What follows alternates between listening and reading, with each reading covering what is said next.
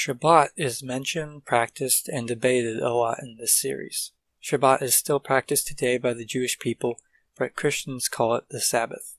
But in order to understand this, we have to go back to the beginning, the very beginning. God made the whole earth in 6 days, and on the seventh day, God rested. Rested how?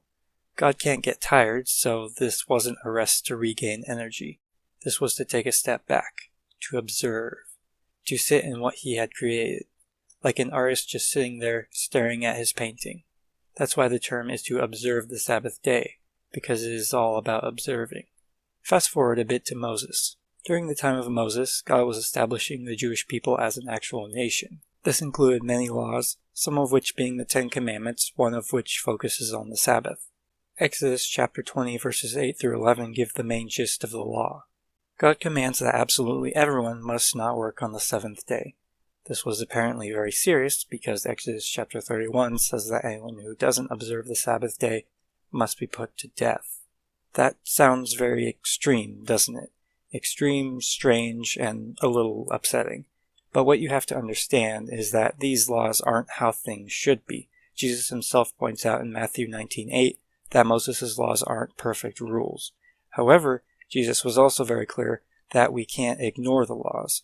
So no, you won't get beheaded for filling up your gas tank on Sunday, but we need to take the Sabbath seriously. How?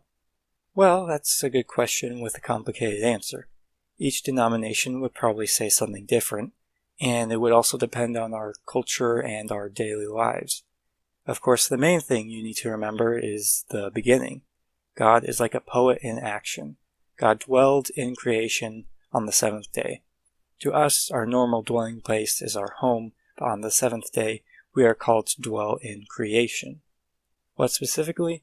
Well, my best interpretation is that we are to dwell with God's people in God's house, church. For some, that might not be the answer they want, but look, I am very introverted, so if this introvert can go to church, then you can too.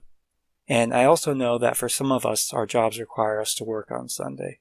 I would try everything you can to get the day off, but if you can't, then try to find some time to take a step back. We need to see what God is doing even outside our own lives, because the Sabbath is essentially a celebration of connectedness. Some are rich, some are poor, and some don't really have friends, but in whatever situation you are in, try to find connection with others.